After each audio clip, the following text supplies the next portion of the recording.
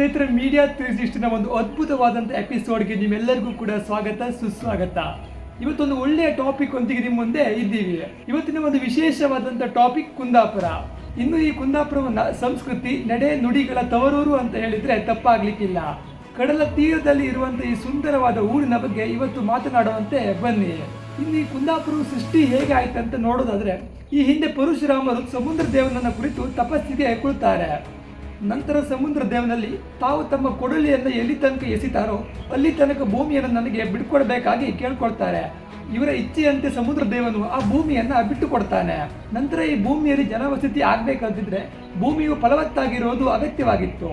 ಇದೇ ಕಾರಣಕ್ಕಾಗಿ ಪರಶುರಾಮರು ನಾಗದೇವತೆಯನ್ನು ಕುರಿತು ತಪಸ್ಸಿಗೆ ಕೂರುತ್ತಾರೆ. ಇದರಿಂದ ಮೆಚ್ಚುಗೆ ಕಂಡ ನಾಗದೇವತೆಯು ಭೂಮಿಯ ಅಡಿಯಿಂದ ಫಲವತ್ತಾದ ಮಣ್ಣನ್ನು ಮೇಲ್ಗಡೆ ತರ್ತಾರೆ. ಇದೇ ಕಾರಣಕ್ಕೆ ಇಂದಿಗೂ ಕುಂದಾಪುರದಲ್ಲಿ ನಾಗಾರಾಧನೆಗೆ ತುಂಬ ಮಹತ್ವ ಇದೆ. ಇನ್ನು ಈ ಕುಂದಾಪುರಕ್ಕೆ ಕುಂದಾಪುರವೆನ್ನುವಂಥ ಹೆಸರು ಅದು ಹೇಗೆ ಬಂತು ಅಂತ ನೋಡೋಕೆ ಹೋದರೆ ಇಲ್ಲಿಯೂ ಕೂಡ ನಮಗೆ ಹಲವಾರು ಗೊಂದಲಗಳು ಉಂಟಾಗ್ತದೆ.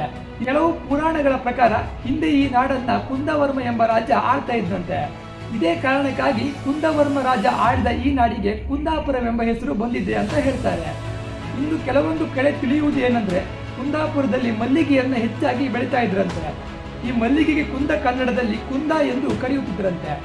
ಇದಕ್ಕಾಗಿ ಇಲ್ಲಿ ಕುಂದವನ್ನು ಹೆಚ್ಚಾಗಿ ಬೆಳೀತಾ ಇದ್ರು ಎನ್ನುವ ಕಾರಣಕ್ಕೆ ಕುಂದಾಪುರ ಎಂದು ಹೆಸರು ಬಂದಿದೆ ಅಂತ ಹೇಳ್ತಾರೆ. ಇನ್ನು ಕೆಲವರ ಪ್ರಕಾರ ಇಲ್ಲಿರುವಂಥ ಕುಂದೇಶ್ವರ ದೇವಸ್ಥಾನದಿಂದ ಕುಂದಾಪುರವೆಂದು ಹೆಸರು ಬಂದಿದೆ ಅಂತ ಹೇಳ್ತಾರೆ.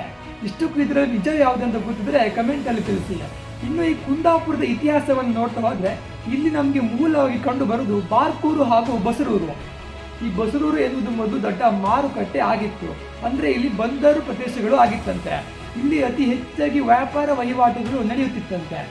ಹಿಂದೆ ಈ ಬಸರೂರನ್ನ ಬಸಿಲೂರು ಎಂದು ಕರೆಯುತ್ತಿದ್ರು ಅಂತ ಹೇಳಲಾಗುತ್ತೆ. ಇನ್ನು ಇದು ವಿಜಯನಗರ ಸಾಮ್ರಾಜ್ಯ ಪತನವಾದ ನಂತರ 16ನೇ ಶತಮಾನದಲ್ಲಿ ಪೋರ್ಚುಗೀಸರ ಅಡಿಯಲ್ಲಿ ಬರುತ್ತೆ. ನಂತರ ಇಲ್ಲಿ ಎಲ್ಲ ವ್ಯಾಪಾರ ವಹಿವಾಟುಗಳು ಬಸೂರಿನಿಂದಲೇ ಎಕ್ಸ್ಪೋರ್ಟ್ ಆಗ್ತಾ ಇತ್ತಂತೆ.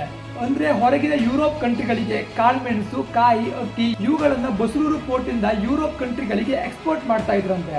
ಹೀಗೆ ಹೋಗ್ತಾ ಹೋಗ್ತಾ ನದಿಯಲ್ಲಿ ಕೆಸರು ಹೆಚ್ಚಾದ ಕಾರಣ ಬಸರೂರು ತನ್ನ ಪ್ರಾಮುಖ್ಯವನ್ನ ಕಳೆದುಕೊಳ್ಳುತ್ತೆ.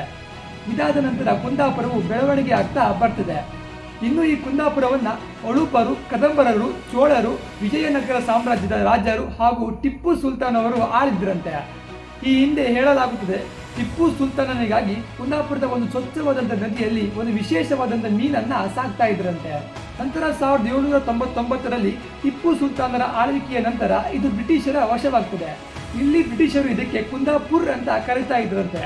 ಆದರೂ ಕೂಡ ಕುಂದಾಪುರದಲ್ಲಿ ಇರುವಂಥ ಜನರು ತಮ್ಮ ಭಾಷೆಯ ಮೇಲೆ ಇಟ್ಟ ಪ್ರೀತಿಗೆ ಇಲ್ಲಿವರೆಗೂ ಕೂಡ ಇದು ಕುಂದಾಪುರವಾಗಿಯೇ ಇದೆ.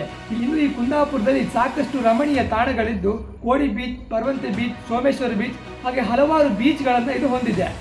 ಇನ್ನು ಇಲ್ಲಿನ ದೇವಗುಲದ ಬಗ್ಗೆ ನೋಡೋದಾದ್ರೆ ಶ್ರೀ ಕ್ಷೇತ್ರ ಕೊಲ್ಲೂರು, ಶ್ರೀ ಕ್ಷೇತ್ರ ಮಾರ್ನಕಟ್ಟೆ, ಶ್ರೀ ಕ್ಷೇತ್ರ ಆನಿಗುಡ್ಡೆ, ಶ್ರೀ ಕ್ಷೇತ್ರ ಮಂದಾರ್ತಿ, ಶ್ರೀ ಕ್ಷೇತ್ರ ಕುಂದೇಶ್ವರ, ಶ್ರೀ ಕ್ಷೇತ್ರ ಶಂಕರನಾರಾಯಣ ಹಾಗೆ ಇಲ್ಲಿ ಸಾಕಷ್ಟು ದೇವಗುಲ ಕೂಡ ಇದೆ. ಇನ್ನು ಬಡುಕುತಿಟ್ಟು ಯಕ್ಷಗಾನವು ಕುಂದಾಪುರದ ಜೀವಾಳ ಅಂತ ಹೇಳಿದ್ರು ಕೂಡ ತಪ್ಪಾಗ್ಲಿಕ್ಕಿಲ್ಲ. ಹಾಗಾದ್ರೆ ಕುಂದಾಪುರದ ಬಗ್ಗೆ ನಿಮ್ಗೆ ಇನ್ನೇನು ಗೊತ್ತಂತ ಕೆಳಗಡೆ ಕಮೆಂಟ್ ಮಾಡಿ.